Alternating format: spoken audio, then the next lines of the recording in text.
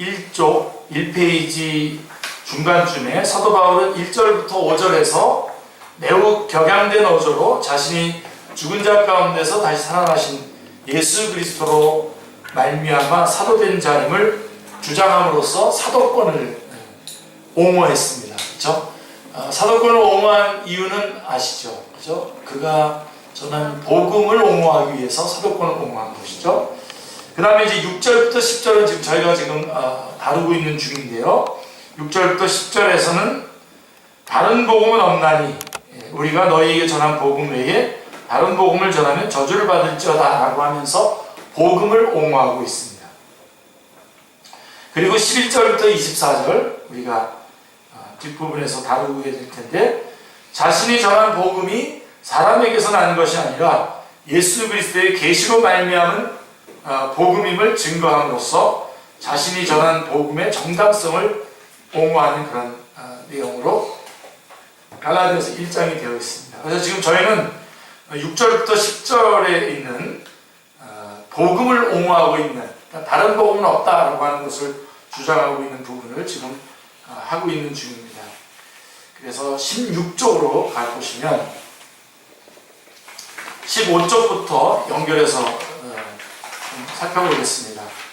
자, 그러면 중간에 15쪽 중간에 그렇다면 다른 복음을 전한 어떤 사람들은 도대체 누구란 말입니까? 자, 이 점을 살펴보아야 함은 오늘날의 교회에 다른 복음을 전하는 어떤 사람들은 없는가를 생각하게 하는 중요한 경계가 되기 때문입니다. 그래서 여기에는 부정적인 면과 긍정적인 면, 두 방면이 있다는 것이죠. 그래서 먼저 부정적인 면을 생각해 보겠습니다. 사도 바울은 고린도후서 11장 13절로 15절에서 같이요, 그런 사람들은 거짓 사도요 속이는 일꾼이니 자기를 그리스도의 사도로 가장하는 자들이니라. 이것은 이상한 일이 아니니라. 사탄도 자기를 악령의 천사로 가장하나니 그러므로 사탄의 일꾼들도 자기를 의의 일꾼으로 가장하는 것이 또한 대단한 일이 아니니라. 이렇게 말씀하고 있는데요. 바로 이 어떤 사람들이란 부정적인 면에서 의의 일꾼으로 가장한 사탄의 일꾼들이라고 하는 말씀입니다. 이게 부정적인 면이죠. 자, 그런데 이것에 못지않게 우리가 이것 때문에 경각심을 갖게 되는 긍정적인 면도 있습니다. 사도 바울은 안디옥에서 있었던 일 있죠. 2장 11절부터 14절 우리가 다음번에 이어서 생각해 보기를 원하는데요. 2장 11절부터 14절에서 안디옥에서 있었던 일을 진술하고 있습니다. 자, 기억나시죠? 야고보에게서, 그러니까 예루살렘의 감독이 지금 야고보 아닙니까? 초대 감독이 야고보에게서 온 어떤 이들이 이르기 전에 게바가 베드로죠. 이방인들과 함께 먹다가 저희가 오자 그가 할례자들을 두려워해서 떠나서 물러가는 일이 있었다고 전해주고 있습니다. 베드로가 이방인들과 식사교제를 하지 않은 척 어찌해서 물러갔습니까? 예루살렘에서 내려온 어떤 이들이 무할례자들과 교제함을 불법으로 여겼기 때문입니다. 할례당이죠. 할례당. 그래서 예수님을 믿는다고 하면서 추가적으로 할례를, 그래서 사도행전 15장 1절에 보면 그들은 너희가 모세의 법대로 할례를 받지 아니하면 능히 구원을 받지 못하리라 하고 주장하는 할례당이었던 것입니다. 자, 베드로 사도는 이들의 잘못을 교정해 주었어야 마땅하죠. 그런데 도리어 이들을 두려워하여 물러갔다는 것은 베드로가 말로는 다른 복음을 전하는 것은 아니었지만 행동으로는 복음의 진리를 따라 바르게 행동하는 것이 아니었다는 것입니다. 사실은 다른 사람은 다 이렇게 혹시 이런 행동을 하더라도 베드로만큼은 이런 행동을 하지 말았어야 되죠. 그렇죠? 직접 고넬료의 집에 가는 그 일로 인해서 하나님께서 직접 성령님께서 베드로에게 역사하셨던 것 기억나시죠? 그죠? 그래서 먹지 못한 그런 짐승들을 잡아먹으라고 했던 것들을 여러분들이 기억하실 것입니다. 그래서 당연히 베드로는 당연히 이 부분에 있어서 오히려 그런 문제가 생기면 오히려 그것에 대해서 바르게 정리를 해줘야 될 사람이 지금 예루살렘에서 내려오는 사람들이 말하는 것이 두려워서 이방인과 같이 식사하다가 이방인이었다가 그리스도인 된 사람들과 식사하다가 그 자리를 떠나게 되는 거죠. 중요한 것은 사도 바울의 동력자인 바나바도 2장 13절에 보면 바나바도 그들의 외식에 유혹되었다고 말씀하고 있다는 점입니다. 그래서 사도 바울이 모든 사람들 앞에서 베드로를 면책했다고 말씀하고 있는 것입니다. 이들은 모두 사탄의 일꾼이라 말할 수는 없을 것입니다. 그러나 이렇게 경계를 함으로써 긍정적인 면이 있는 것이죠. 자, 그런데 분명한 것은 이 사건이 우리에게 다른 복음에 대한 경각심과 다른 복음을 전하는 어떤 사람들이 누구일 수 있는가 하는 점을 일깨워주고 있다는 것입니다. 우리 교회도 한번 해프닝이 있었지 않습니까? 그분이 또 왔더라고요. 기도 모임에 한 달 빠졌다가 와가지고서 자기도 사실은 그날 굉장히 두려웠다고 하더라고요. 무서웠다고 하더라고요. 그래서 제가 그랬어요. 우리 교회를 위해서 지금도 기도하고 있다면 그 말이 사실이고 아니면 아니라고 했는데 기도할게요 그러더라고요. 안 한 거예요. 그러니까. 근데 여러분 이런 걸 통해서 오히려 어떻게 되냐면 아마 그분은 우리 교회를 위해서 계속 기도할 겁니다. 본인도 당을 많이 하고 그랬는데요. 자, 이런 그 경각심을 갖게 하는 그런 기능도 있는 거죠. 자, 이 문제가 얼마나 심각했냐 하면요. 다른 복음을 전하는 어떤 사람들로 인해서 예루살렘 교회가 공의회를 모이게 된 것입니다. 지금도 이 공의회를 이어서 계속해서 우리가 지금 이런저런 회의들을 하고 있는데요. 자, 그래서 사도행전 15장이 바로 사도행전 15장의 제목이 예루살렘 공의회입니다. 15장 5절에 보면 바리새파 중에 어떤 믿는 사람들이 일어나 말하되 이방인에게 할례를 행하고 모세의 율법을 지키라 명하는 것이 마땅하다고 주장을 하자 하여서 15장 7절에 보면 많은 변론이 있었다고 사도행전은 전해주고 있습니다. 그러나 어떻게 결론이 나죠? 주 성령님께서는 일치가결하여 여러 이방인의 교회에 편지하기를 자 15장 24절 같이요. 사도행전 15장 24절 같이요. 들은즉 우리 가운데서 어떤 사람들이 우리의 지시도 없이 나가서 말로 너희를 괴롭게 하고 마음을 혼란하게 한다 하기로 이렇게 결정하도록 역사해 주셨던 것입니다. 그래서 어떤 사람들이 우리의 지시도 없이 나가서 말로 너희를 괴롭게 하고 마음을 혼란하게 한다. 그래서 이런 결정을 하게 되었다는 것입니다. 자, 이상의 정황으로 볼 때에 갈라디아 교회에 와서 다른 복음을 전한 어떤 사람들이란 밖에서 들어온 불신자들이 아니라 이것도 여러분들이 분명하게 그 대상과 적을 분명하게 아셔야 됩니다.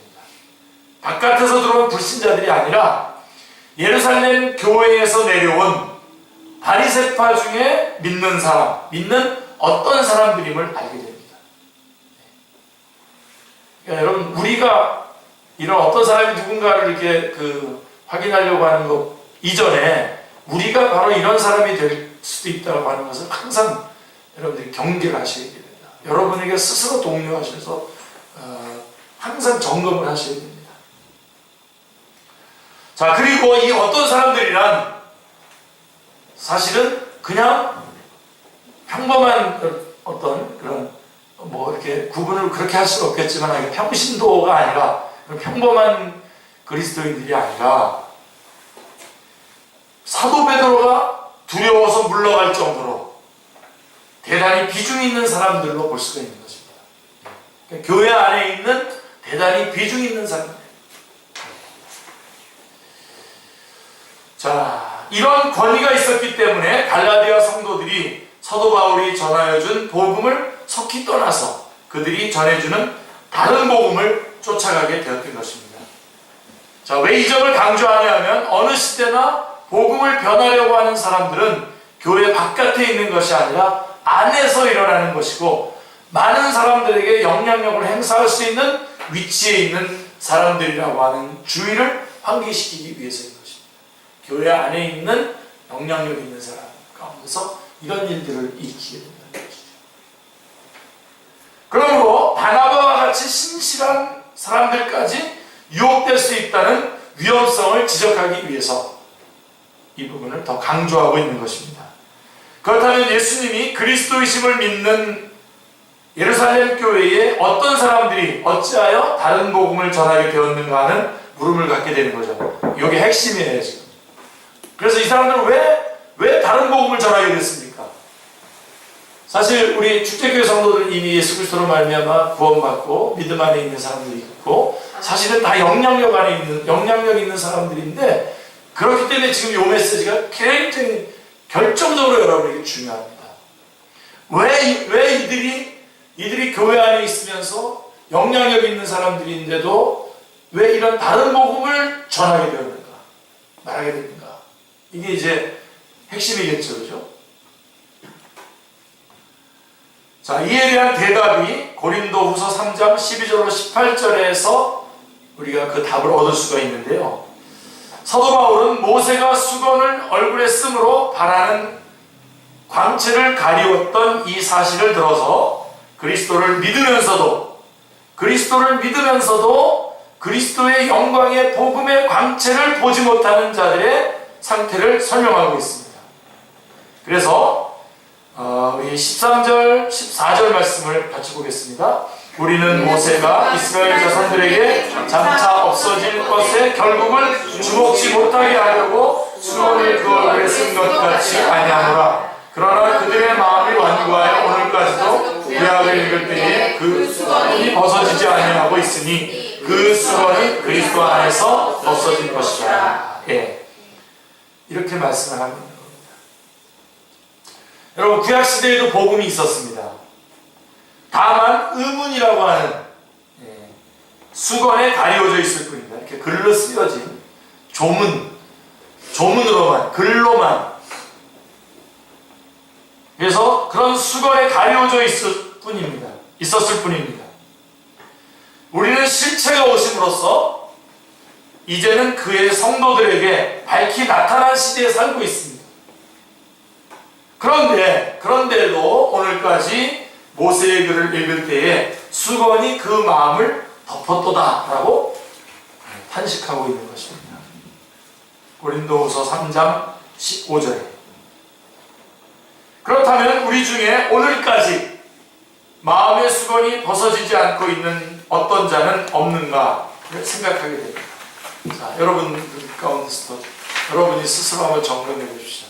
아직도 그 밝히 드러난 복음의 빛 안에서 모든 것들을 보고 그냥 제가 단도직입적으로 할게요. 구속사의 그런 관점에서 하나님의 말씀을 보지 않고 각 성경마다 그냥 하나의 교훈으로 어떤 좋은 윤리 강령으로 이런, 그 다음에 뭔가 잘 지키면 그로 인해서 복을 받는 말씀 정도로 성경 말씀을 계속해서 보고 있지는 않은지를 점검하셔야 됩니다.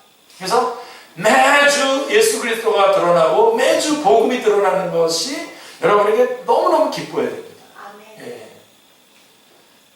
여러분, 어떤 말을 전하는 게 가장 합당합니까? 제가 목회자인데 오늘 이렇게 말씀을 전하려고 딱 단에 섰을 때, 얼마 전에 우리는 굉장히 좋아하잖아요. 얼마 전에 우리 안에서 일어난 일, 또 어떤 교회는 또 정치적인 어떤 그런 자기의 그 주장들을 펴기 위해서 그런 이야기들을 하는 걸 참 즐거워하면서 하시는 분들이 있더라고요.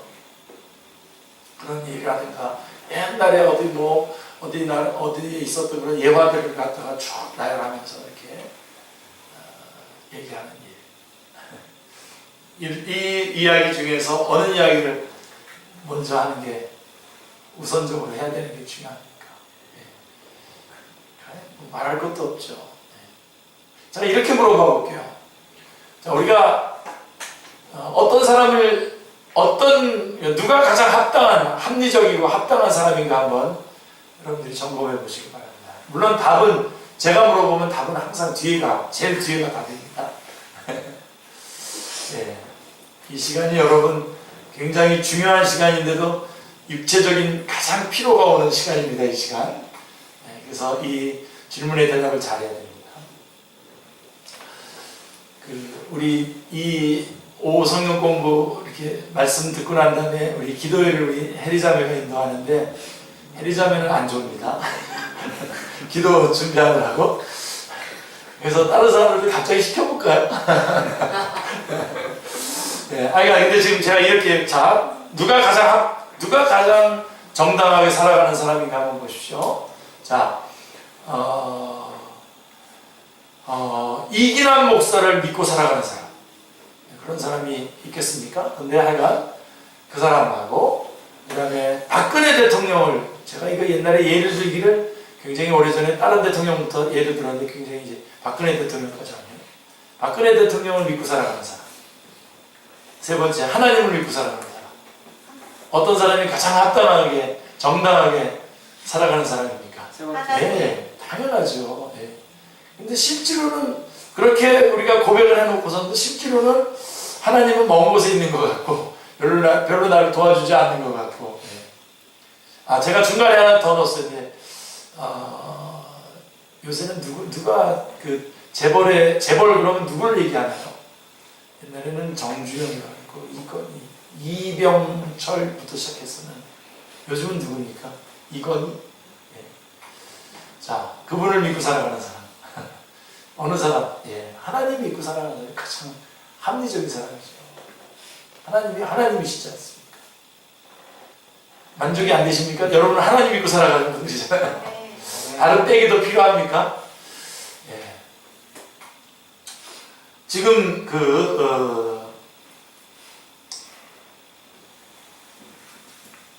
성경 말씀을 볼 때 여전히 그 수건이 벗어지지 않은 채로 성경 말씀을 보고 있는 사람들은 어떤 사람이냐면 바로 자기에게 직접 주어지는 어떤 교훈 내지는 어떤 행동 지침 같은 것들을 제시해주고, 자기가 그런 것들을 행함으로써 합당하게 뭔가를 얻는 것을 좋게 여기는 것이 지금 더 대세고, 그런 걸 말하는 거가 더 정당하다고 여겨지고 생각을 하는 그런 강단, 그런 세대가 된 겁니다. 그런 시대가 된 겁니다.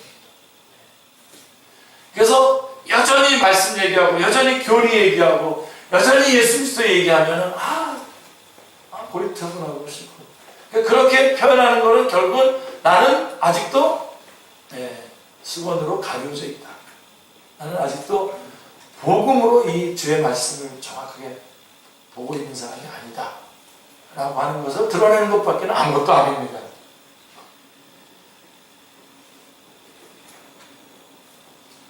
이제 분명한 것은 그래서 고린도후서 3장 17절 18절 말씀 읽었고, 그 다음에 죄송합니다.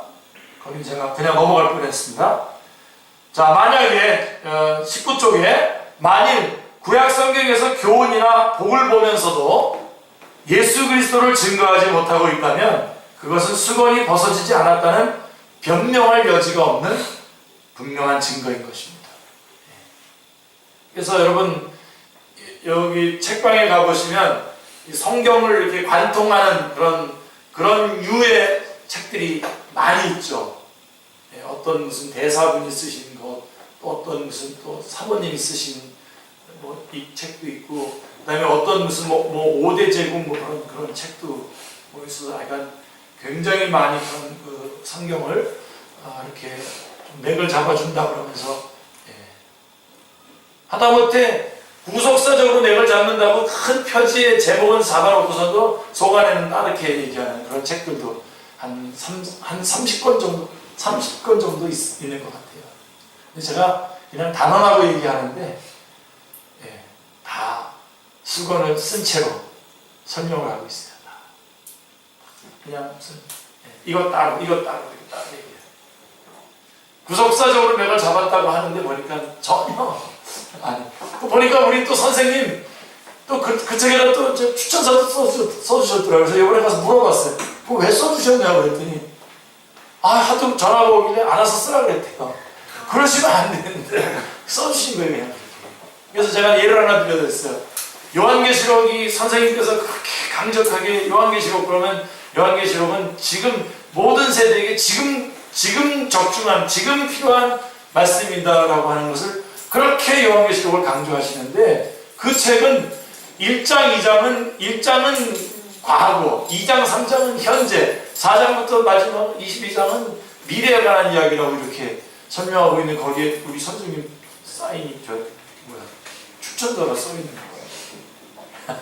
그래서 옛날에 우리 한경진 목사님이 이것저것 막 추천 많이 해주시고 나중에 그것 때문에 많이 법적으로도 많이 신경 많이 쓰셨거든요. 그러면 안 되는데 하여간 졸라대는 거예요 이제 그렇게. 그래서 이걸 맥을 제대로 모르고선도 그냥 우리가 룻기서를 보면서도 그게 나오미의 잃어버린 기업을 회복시켜주는 얘기가 아니라는 거 아닙니까? 그렇죠? 인류의 잃어버린 기업을 인간들의 기업을 회복시켜주는 이야기라는 거 아닙니까? 그래서 기업 물을 자가 없게 하지 아니하신 하나님이 바로 예수 그리스도를 보내주신 하나님. 그래서 예수 그리스도가 바로 우리의 기업 물을 자가 되어주셨다라고 하는 얘기를 하려고 하는 거예요. 욥기서도 마찬가지입니다. 그렇죠? 욥기서도 아까 말했던 거 여러분 다시 기억나십니까? 어떻게? 우매한 대로 대하여 주시지 아니하시는 하나님. 그런 그 말씀을 하려고 하는 건데 그런 메시지는 놓치고 아무리 아까 제가 말했던 그 30권 정도 되는 그 책들 한번 아무리 들춰보세요. 그런 얘기가 나오나 그냥 하나의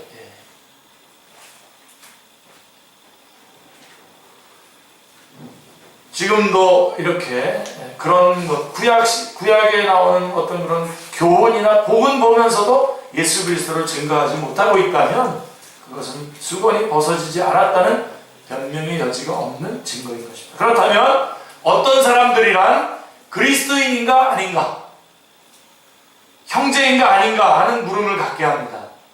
그리스도인인가요 아닌가요?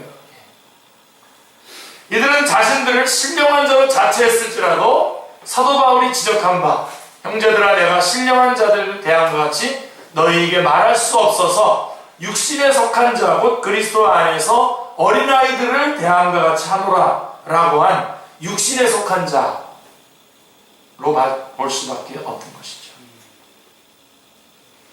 사도 바울은 증거합니다. 그래서 고린도후서 3장 17절 18절 같이요. 주는 영이시니 주의 영이 계신 곳에는 자유가 있느니라. 우리가 다 수건을 벗은 얼굴로 거울을 보는 것 같이 주의 영광을 보매 저와 같은 형상으로 변화하여 영광에서 영광에 이르니 곧 주의 영으로 말미암으리라.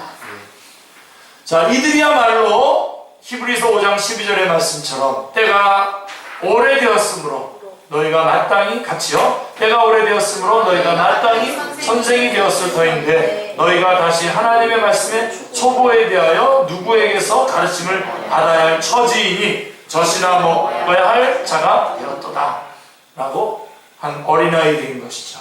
어린아이들 육신에 속한 자인 것입니다. 이제 분명한 것은 근데 그렇게 우리가 규명을 한다고 하더라도 이제 분명한 것은 이들은 가르침을 받아야 할 자들이지 가르칠 수 있는 교사는 아니라는 결론에 이르게 됩니다. 이런 사람들이 다 서서 지금 교사를 하고 있단 말입니다. 우리 유초등부 교사, 중고등부 그 교사를 말하는 그런만 말하는 게 아니라 이렇게 가르치는 자리에 서 있다는 거죠.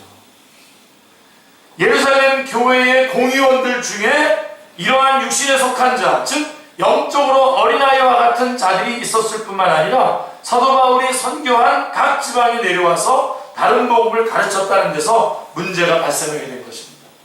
빨리 깨우치고 제대로 돌아오는 거가 더 중요한데 깨우치기는커녕 오히려 그걸 가지고 여기저기 돌아다니면서 다른 복음을 전하고 있단 말입니다. 그렇습니다. 교회에 그리고 총회에 문제가 발생하게 되는 원인이 뭡니까? 이와 같은 육신에 속한 자들이 있기 때문인 것입니다. 10절을 보세요. 같이요. 이제 내가 사람들에게 좋게 하랴 하나님께 좋게 하랴 사람들에게 기쁨을 구하랴 내가 지금까지 사람들의 기쁨을 구하였다면 그리스도의 종이 아니니라. 갈라디아서 2장 10절의 말씀입니다. 여기에 거짓 교사들과 참종의 거짓 선지자와 참종의 특성이 드러나고 있습니다. 거짓 교사들은 사람들에게 영합해서 듣기에 좋은 말만 하고 그래서 사람들을 기쁘게 해줍니다. 그래서 사람들이 혹하게 되고 인기가 있었던 것입니다. 사도 바울은 누가 너희를 꾀더냐 하고 그들이 그것이 미혹임을 말씀해주고 있습니다. 누가 너희를 꾀더냐. 여러분들이 듣기에 달콤한 말 이런 것들에 따라가기 시작하면 제가 말씀드렸죠. 영적인 그쪽 채널들이 탁탁탁탁탁탁 닫아쳐요.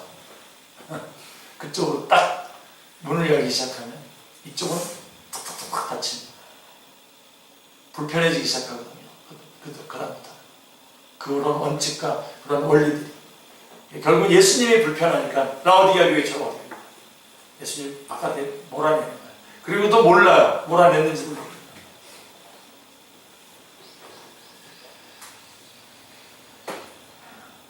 그러므로 주님께서도 누가복음 6장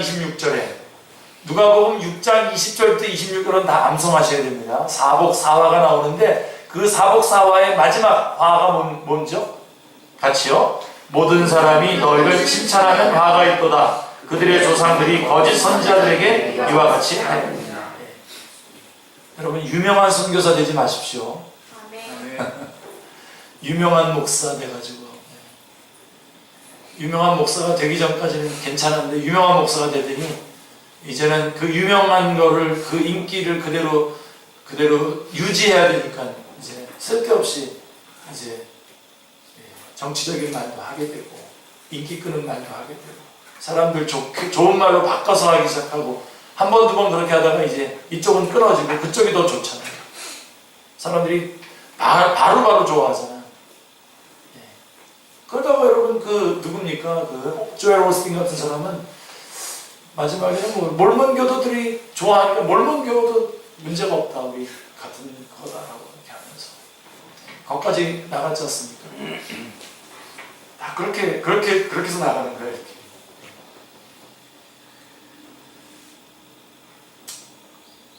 그러니까 너희를 칭찬하면 화가 있도다. 여러분을 통해서 하나님이 영광 받으시고 여러분은 주님의 일을 다 하고 난 다음에 여러분을 부인하고 나는 아닙니다. 부인하고 그대로 주님 앞에 아무런 없이 주님 앞에 가는 것으로서 우리는 이미 예수 그리스도를 받아가지고 있잖아요. 그것으로서 딱 끝나야 됩니다. 이렇게 우리가 결심을 같이 했는데도 우리 안에서 어떤 사람들이 만약에 자기를 드러내고 그렇게 하기 시작한다면 상당히 혼란스러워지겠죠. 그래서 여러분들이 서로 이 싸움을 같이 해줘야 됩니다. 항상 그래서 여러분 항상 사람을 대할 때 우리 서로 대할 때 항상 믿고 의지할 대상으로 보지 마시고 기도해주고 섬겨주고 좋아요. 바뀌었네. 기도해주고 섬겨주는 대상으로만 보시기 바랍니다. 그게 나아요. 그래서 아까 우리 누구 왜 왔어요? 왜 안 왔어요?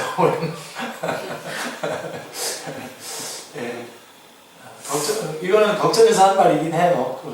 위에서 하는 말이긴 한데 그런 것들 여러분 굳이 우리 전에 우리도 그런 집사님 계셨었어요. 다 알고 싶은 거야. 뭔가 다 알고 싶은 거야. 그 사람. 사랑해서 그런 건데 제가 볼 때는 그냥 그분이 말할 때까지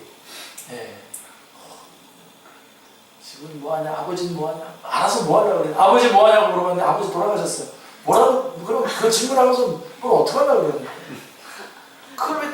말할 때까지 좀 지금 얘기가 좀 딴 데로 돌아가는데 하여간 이렇게 하여간 하나님 앞에 영광 돌리는 일에만 그래서 너희 모든 사람이 너희를 칭찬하면 화가 있도다. 그들의 조상들이 거짓 선지자들을 이와 같이 합니다. 여러분 가운데 제가 뭔가 여러분의 뭐 이것저것에 대해서 물어본 적 혹시 있으십니까? 없죠. 예. 뭐 예를 들면 우리 김희영 선생님 물어볼 만한 사람한테 쿵 물어보죠. 뭐 그래서 물어보는데 그렇지 않고 절대로 안 물어봅니다. 그 대답할 때까지. 그쪽에서 먼저 얘기하면 기도 제목으로 삼지 그렇게 하지 않습니다. 자, 이 땅에 에레미야 5장 30절 31절도 암송하십시오. 여러분 같이요. 이 땅에 무섭고 놀라운 일이 있도다. 선지자들은 거짓을 예언하며 제사장들은 자기 권력으로 다스리며 내 백성은 그것을 좋게 여기니 마지막에는 너희가 어찌하리라. 요새 그 영화 하나 나오죠. 오카는 목사님 영화 나오는 건데 보시면 그 모든 게 목회자의 책임이라고 하는 그런 얘기를 하셔요. 근데 저는 맞습니다. 목회자들 책임이 맞는데 저는 이 에레미야 5장 30절 31절 말씀을 보면서 성도들도 책임을 져야 됩니다. 아닌 건 아니라고 하셔야 되는데 무조건 그냥 자기 알아준다고 허튼 얘기 하더라도 아멘거리고 졸졸졸 따라다니고 따라다니는 거 아니에요 지금? 그 책임은 있다고 봅니다. 똑같이 있다고. 물론 목회자의 그러니까 제대로 가르쳐주지 않아서 일어난 일이기 때문에 일단은 결정적으로는 목회자의 책임입니다. 그러나 이거 보세요. 선지자들은 거짓을 예언하고 제사장들은 자기 권력으로 다스리고 내 백성은 그것을 좋게 여기니 마지막에는 너희가 어찌하려느냐. 그렇다면 오늘날의 교회를 향해서도 두 가지 질문을 던지게 되는데요. 첫째는 다른 복음을 전하고 있는 어떤 사람들은 없는가 하는 점입니다. 여러분 교회들을 얘기할 때 오늘날의 교회들을 얘기할 때 우리 교회 축제교회만 얘기하는 것이 아니라 우리가 좀 우리 안에 그리스도인들 안에서 이런 것들을 확인하시고 경계하셔야 됩니다. 그래서 그렇게 이제 질문하고 난 다음에 어떤 사람들은 없는가 하는 점인데 그리고 우리는 그에 대해서 분개하고 있는가 대답해야 합니다. 그 어떤 사람들이 교계에 인기 있고 영향력을 행사하는 사람들일 수도 있습니다. 둘째는 이 시대에 다른 복음은 없는가 하는 점입니다. 이 점을 갈라디아서에 의해서 계속적으로 점검해 보게 될 것입니다. 초대교회 당시에 이 얼마나 심각하냐면 초대교회 당시에 이처럼 어떤 사람과 다른 복음이 위협적이었다면 그로부터 2000년이나 지난 오늘날의 교회 내에는 어떤 사람과 다른 복음이 더욱 만연되어 있을 것이라는 경각심을 갖게 합니다. 그 중에 대표적인 것으로 다른 종교에도 구원이 있다라고 하는 종교다원주의 사상을 들 수가 있는데요. 이런 주장을 하는 사람들은 교회 바깥에 있는 것이 아닙니다. 신학자들이 이렇게 주장합니다. 신학자들이. 그리고 신학생들이 이에 붕괴하고 있는 것이 아니라 옹호하고 있다 했죠. 그럼에도 불구하고 우려해야 할 만한 사실은 오늘날의 교회의 주도적인 관심이 복음 진리에 있는 것이 아니라 어디 있습니까? 교회 성장에 있다는 것입니다. 우리 교회 성도들 가운데도 조금 불편해하시는 분들이 있더라고요. 우리 교회 규모나 이런 모습 때문에 불편해하시는데 그거는 교회 성장하기라고 하는 것에 오리엔테이션 되어 있기 때문에 지금 불편한 거지 사실이 불편한 일이 있는 게 아닙니다. 지금이라도 우리가 이 자리, 이 상황에서 우리가 끊임없이 계속해서 이 주의 말씀에 따라서 복음 진리를 수호하고 전하고 증거하는 일에 우리가 계속 해나간다면 하나도 지금 문제될 것이 없는 겁니다. 근데 지금 문제는 이제 이 복음 진리를 잘 안 전하는 것 때문에 문제지요. 지금이라도 전하면 주님께서 준비하신 영혼들 얼마든지 얘기를 보내주십니다. 보내주시고 할 수 있습니다. 근데 지금 보니까 우리 축제교회는 이쪽은 교회 성장학 그쪽에 관심이 있는 건 아닌데 복음 진리를 증거함으로써 흥원케 되어야 할 그 부분은 또 약한 것 같아요. 하긴 복음 진리에 서 있긴 한데 그냥 그대로 그냥 나 하나 그냥 잘 한번 버텨보겠다. 그것만 해도 됩니다. 그러니까 더 이상 사실 그렇게 말하고 싶지 않아요. 여러분 하나만이라도 이 복음 진리에 단단히 섬기시기 바랍니다. 그러면요 자동적으로 생명이 생명을 낳듯이 사람들은 생명이 있게 하는 겁니다. 자, 만일 이것이 사실이라면 교회 성장이라고 하는 것에 성장에 관심이 많은데 다른 복음을 전하는 자가 있다 하여도 사도 바울처럼 분개하여 복음을 변명하는 사람을 찾아보기란 쉽지 않을 것입니다. 그러니까 여러분들이 사실은 지금 축제교회 나오고 계신데 여러분들은 지금 굉장히 위험에 도전하고 있는 겁니다. 이제 여러분들이 설교 이렇게 한번 들어보세요. 지금 CTS나 이렇게 TV 같은 사람 설교 들어보세요. 힘들어요. 되게 어려울 거예요. 마치 여러분들이 그 율법주의자 같이 될 가능성이 많아요. 조심하셔야 돼요. 그렇지만 그게 맞는 거죠. 맞고 정당한 겁니다.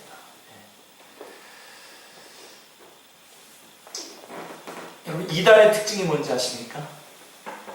우리 교회만 구원이 있다고 말하는데 우리 자기네만 구원이 있다고 얘기하는데 지금 제가 혹시나 여러분들이 지금 제가 이 말을 함으로써 마치 우리 교회만 그런 거 있는 것처럼 말하는 그렇게 말하려고 하는 게 아니라 우리의 주된 관심은 복음 진리에 있어야 되죠. 교회론의 근거에서 교회가 세워져야 되는데 교회 성장하기 위해서 세워지고 있단 말이죠. 이런 것들이 이제 문제입니다. 자, 왜냐하면 뽕 잡는 것이 내라는 성장 위주의 사고에 사로잡혀 있기 때문에 바로 그런 거죠. 그래서 그 교회가 몇 명 모이느냐, 어떤 설교, 무슨 프로그램으로 단기간에 그토록 많은 뽕을 잡을 수 있었는가 하고 그 비법을 전수하기 위한 많은 세미나들과 목사님들이 그것 때문에 많이 여기저기 몰려다니는 것을 보게 됩니다. 이분 집사님 벌써 딱 여기서 끝나야 되는 거 아시고 자, 갈라디아서는 오늘날의 교회를 향해서도 8절 9절 갈라디아서 1장 8절 9절입니다. 같이 읽겠습니다. 그러나 우리나 혹은 하늘로부터 온 천사라도 우리가 너희에게 전한 복음 외에 다른 복음을 전하면 저주를 받을지어다. 다시 말하노니 만일 누구든지 너희가 받은 것 외에 다른 복음을 전하면 저주를 받을지어다. 오늘날에도 똑같이 오늘날의 교회를 향해서도 똑같이 말씀하고 있는 것을 우리가 명심해야 할 것입니다. 그래서 우리는 바른 복음에 쓰는 여러분이 다 계시기를 주님으로 축원합니다. 나머지 부분은 11절부터 24절은 우리가 다음 주에 이어서